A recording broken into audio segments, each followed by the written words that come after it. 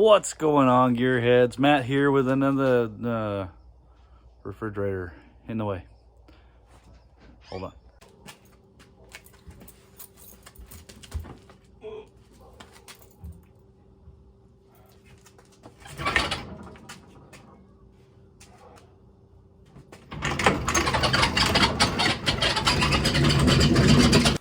There we go.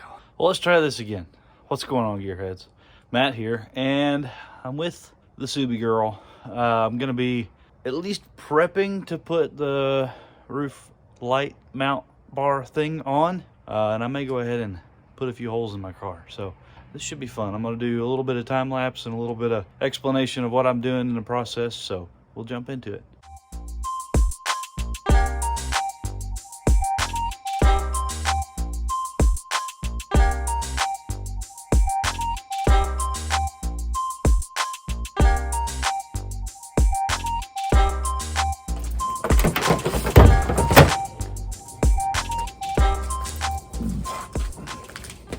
So this is it. This is the light bar, and of course I got wiring kit and all that good stuff.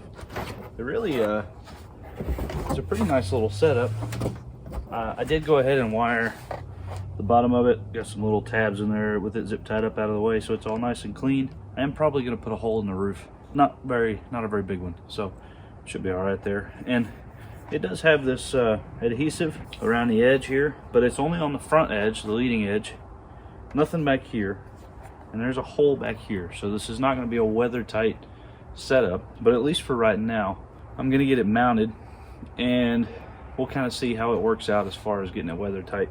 Probably end up going back in with some silicone or something like that to clear up the or to put in the holes, and eventually I will take this this backing off, put that down, although I'm going to have some sheet metal screws, some Tech screws going around this lip anyway. So let's get started.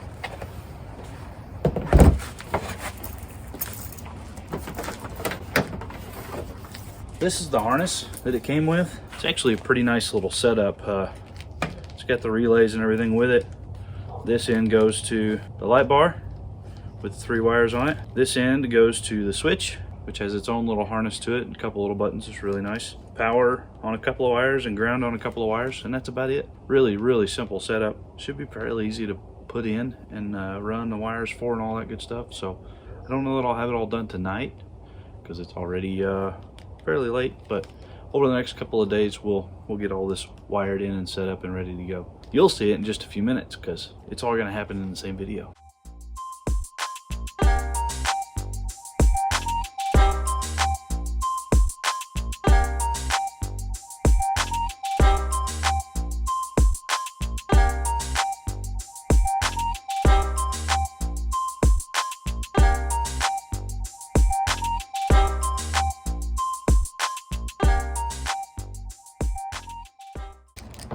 This is the setup I'm going to use, at least to start with. I'll come up here close. Just a little Tech screw with a washer on it.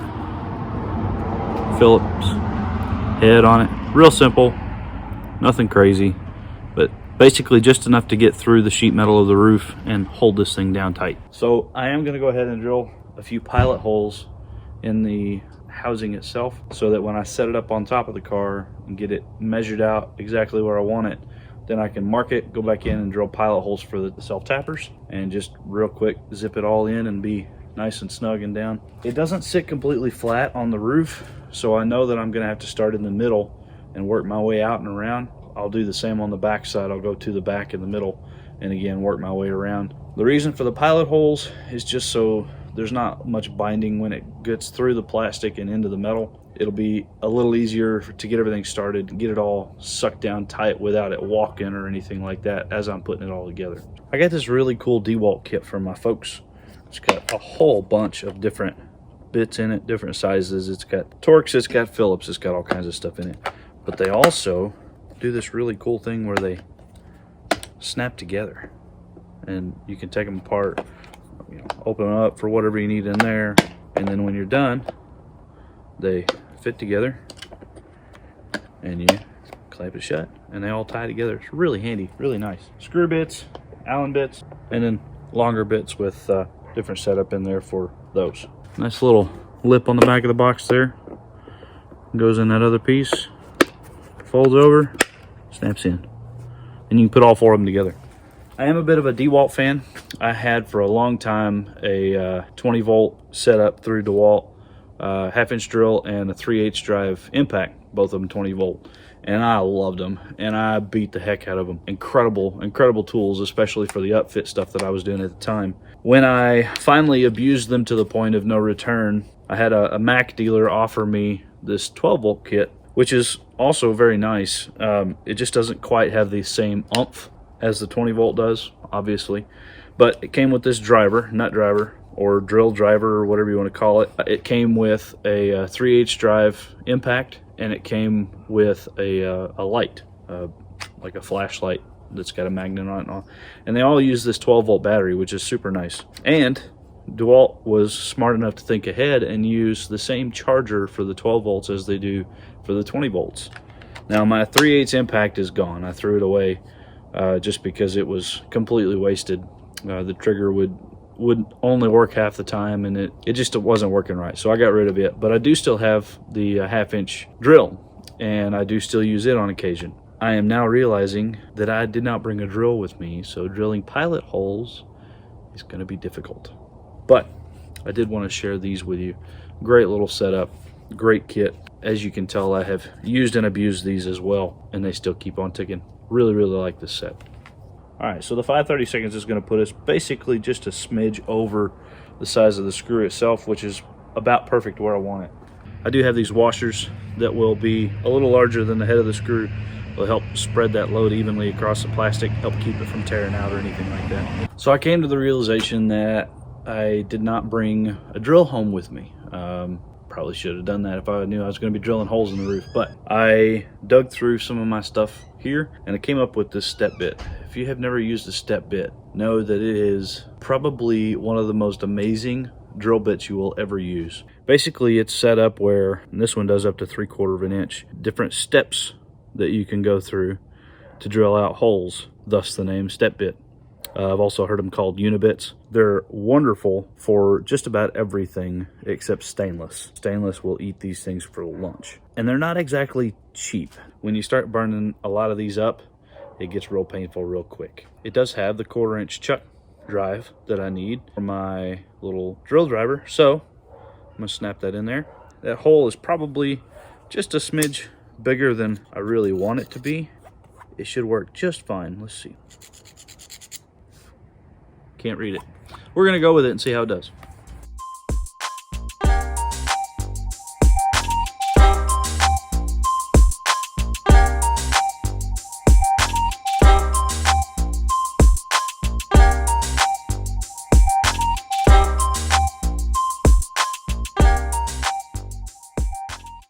All right, so I got those holes drilled in it. They look all right. I'm gonna set it up on the roof of the car and about where I want it to be, and put a tape measure on it and get this thing dialed in a little bit. I have another tool in the toolkit that I want to show you guys too.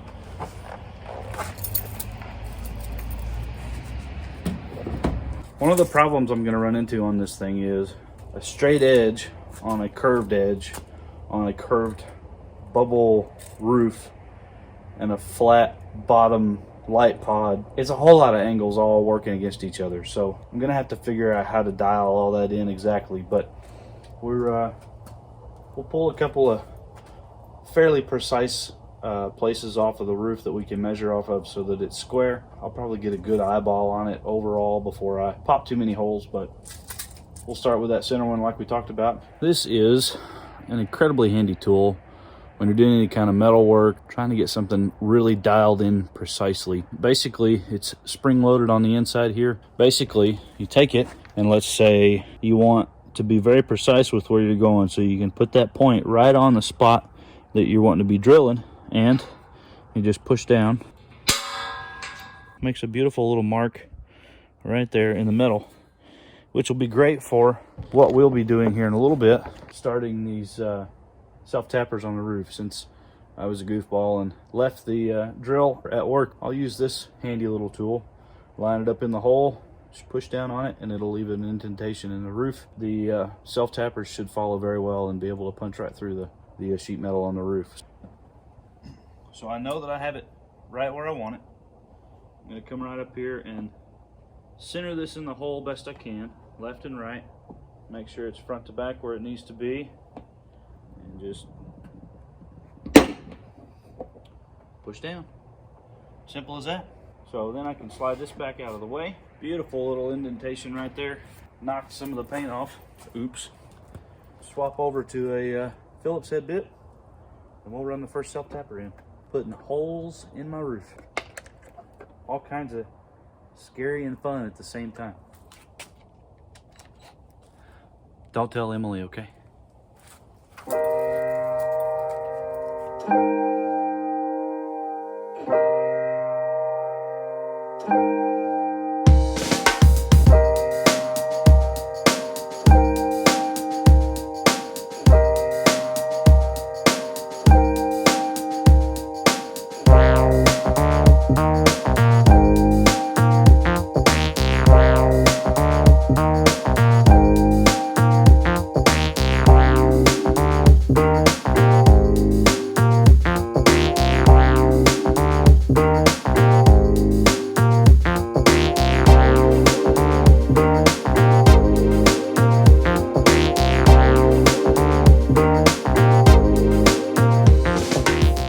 It's a new day here. It's actually a couple of days later from when I started on this project.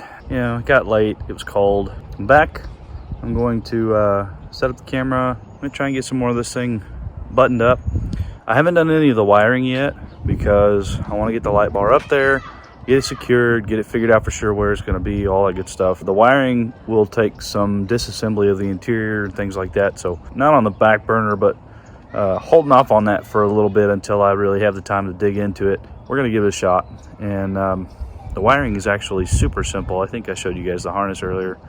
Super simple, super straightforward, and should be relatively easy to knock this thing out once we get started on it. So I'm gonna set the camera up. We'll keep moving on this thing. I'm gonna set you guys up here and give you a little better view of what I'm doing as far as getting this thing sucked down to the roof. I'm all the way to the back corners on both sides, so I think what I'm going to do, and really, this lip gets super small on the back side, and you can see there's a bit of a gap. I can almost get my finger in there on both sides. That side's actually a little worse, but I think what I'll do is, especially since it's cold, I'm going to leave the back loose for now. I think over the summer especially, this should settle in a little better. And it's not going anywhere. It's rock solid. I've got, let's see, 1, 2, 3, 4, 5, 6, 11 screws on here holding this thing on. And it's, like I say, it's really not going to go anywhere. So I think I'm going to hold off on putting any more screws in it for the time being. Once I get the wiring done and get all that set, then I may look a little more into putting a few across the back. And I'm probably going to say this in a future episode on Garage Talk. Be sure to check that out, by the way, gtgaragetalk.com, or you can find it on all of your podcasting platforms, the GT Garage Talk podcast. Find something that you're passionate about and do it. By all means, do it, because you know, this, I love wrenching, I love modifying, I love tweaking, I love making it my own. It's a lot of fun. It's what gets me going. It's what drives me. I've always got, you can ask my wife, I've always got ideas buzzing around in my head of things that I'd like to do, things that I want to try. Go out and do it. Do everything you can to go out and make your dreams happen.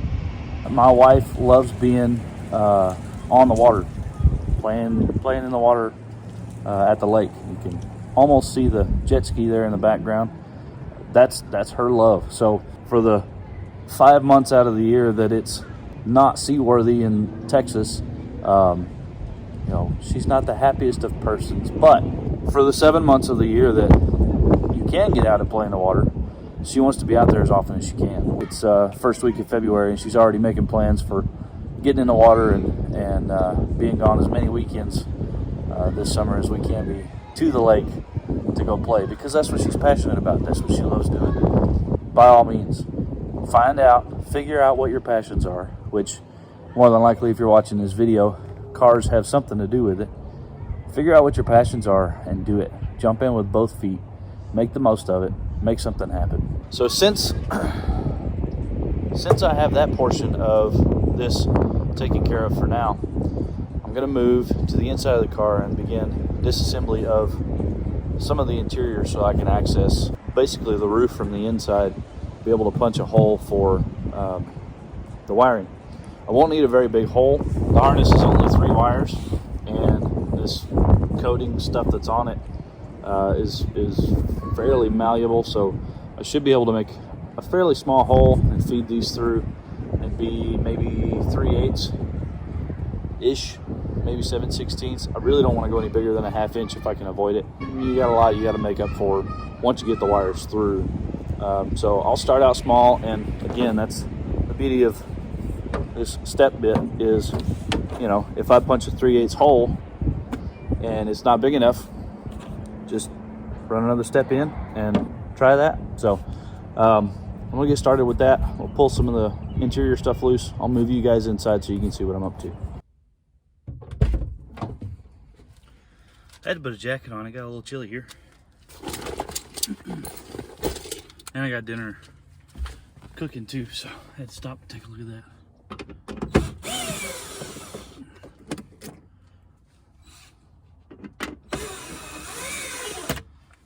So I have this brilliant little tool that I would highly recommend to anybody who wrenches at all. And you can get them just about anywhere. It's these magnetic trays. They are absolutely fantastic. You can get them at Harbor, you can get them through Snap-on, you can get them through Matco. I think you can even get them at Walmart. They are invaluable. Get some. If you're doing anything with nuts and bolts, stuff like that, as you're taking stuff apart, drop it on the tray.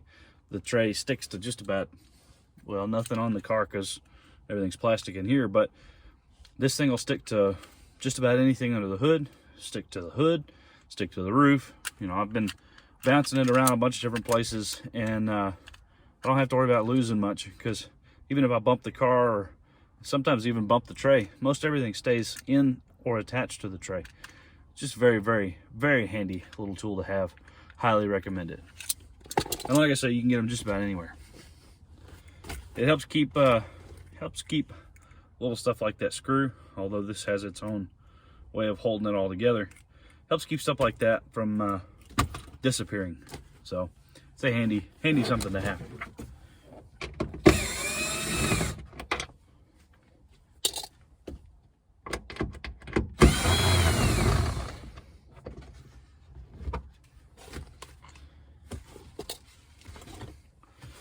So as I'm doing this, I'm just dropping the parts down here on the floorboard.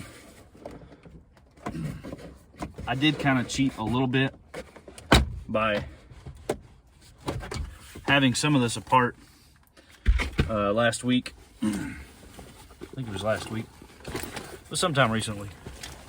And just so I had a handle on how it all came apart, so I could see what I needed to do to get in here, you know, kind of trying to plan ahead a little bit. Now, I am gonna go ahead, I don't think it's in the camera shot, right up here where that, this little piece right here, the visor clicks into. I'll go ahead and take that out, just so I don't tear up the visor, or the headliner, rather. Give me a little more flex, a little more movement that way. And now I'm going to take a look up in here and see where I can come through with alt. Okay, so there's a couple of pieces of foam up here that actually the self-tappers that I put through the roof went into that foam. No big deal. They only went into the foam, they didn't go into my headliner, which is great. Y'all ignore my dirty car. So right up here, pull the headliner down out of the way, and you can see the screws that have come through the roof and just right into that foam. Like I said, not a big deal. They're out of the way, no big deal. But what I do want to do is try to avoid this hump in the headliner. Maybe even try and shoot for that gap right there for the wires coming through, or to stay behind it. Although I don't want to go too far back because, well, I won't be able to go too far back. Probably just have to go, I'll put a tape on it, see how far it is from that screw to the edge of the foam. And that'll give me an idea when I pull the lights off of the roof where I can go in with a hole for the wiring. So we'll give that a shot. We'll take that thing apart and pop some more holes in the roof.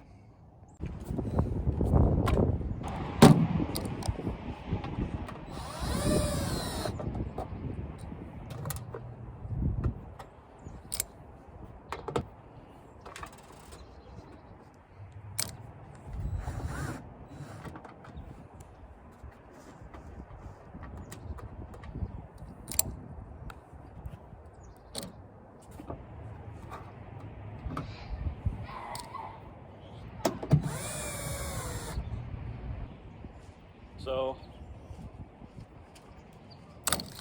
I have already had both of the guys at work tell me, Matt, you need to paint the heads of those screws black so they kind of disappear up there.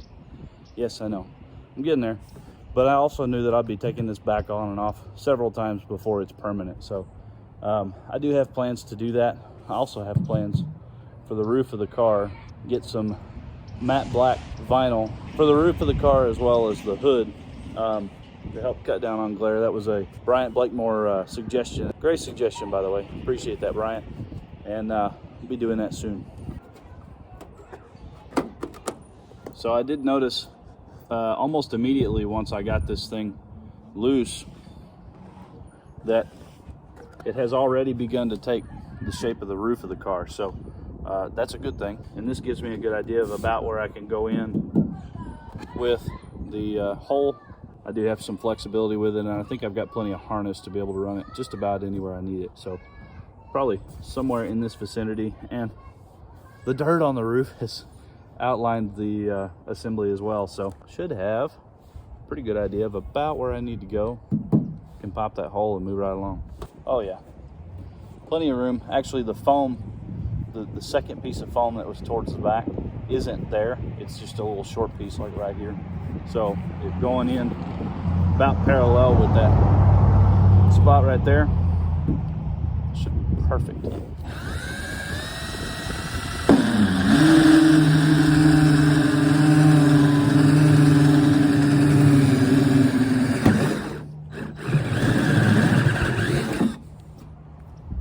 Actually, I'm at 3/8 right now. I'm gonna go just a little bit bigger, put those through. Hi, Grant. Oh, hi, Dad. Hi. Hey, Ethan. And we'll see how it fits.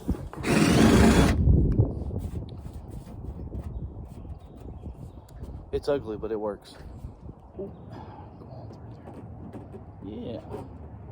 So, probably could have gotten away with a 3/8 hole, although that plastic fits pretty well in there.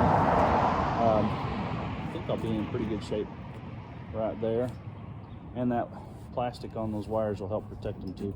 Now there is a kink already in this harness right there where it was folded over in the packaging, so I think I'm going to take advantage of that and have that be the point where it all ties together. So we'll get that lined up, kind of run this over a little bit out of the way. I'll show you guys the inside here in a minute where it all fell together, and zip this thing back down to the roof and we're good to go.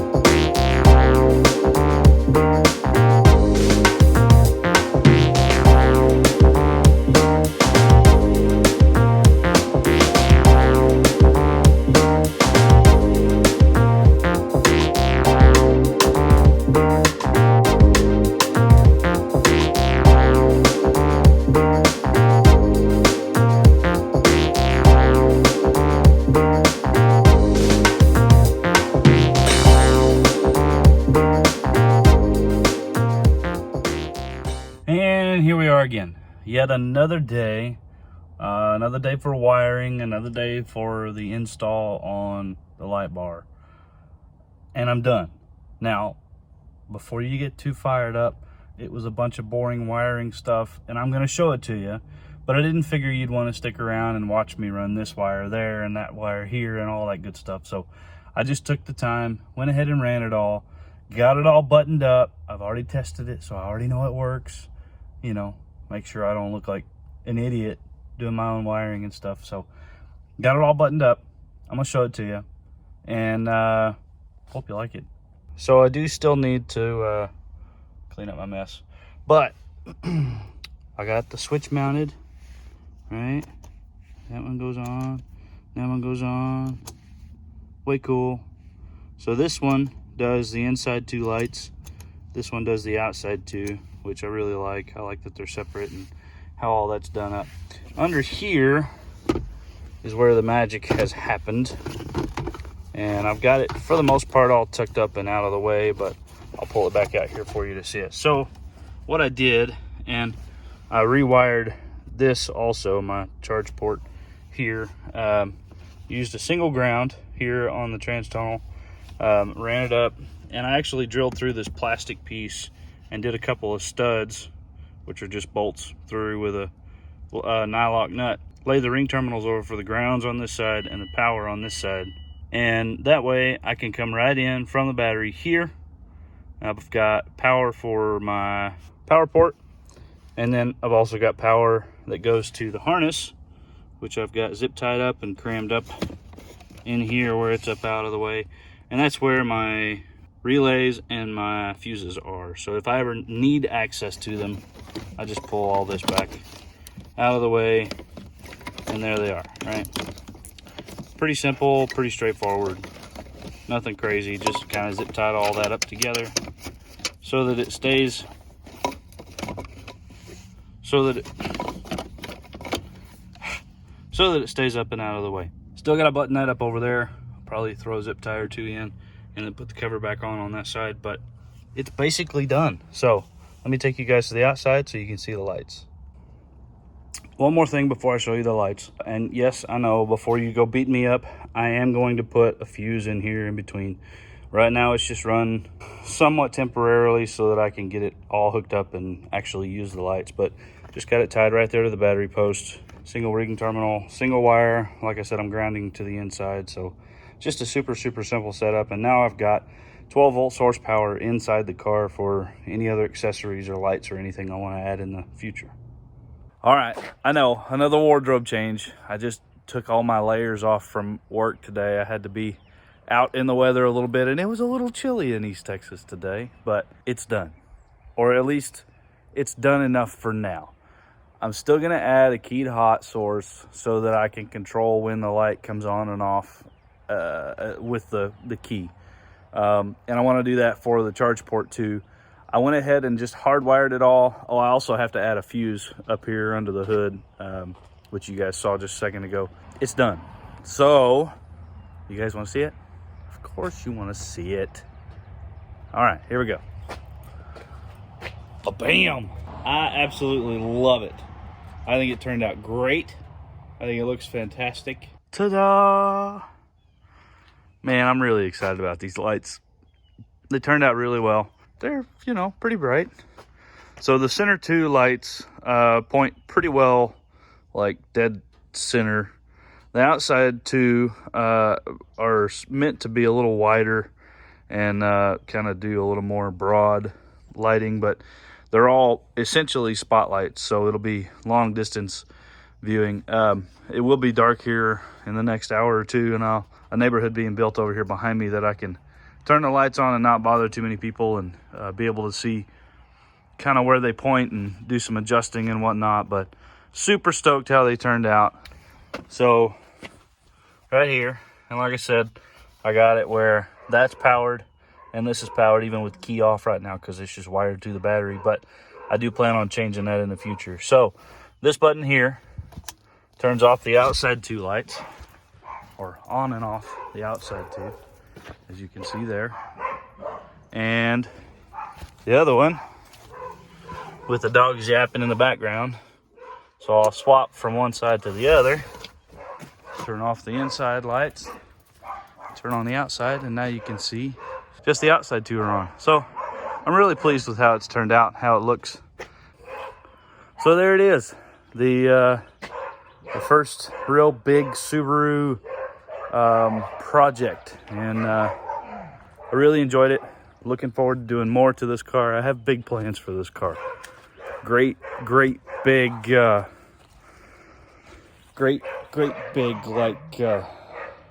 plans for this car. That'll be in a future episode. Until then, bye.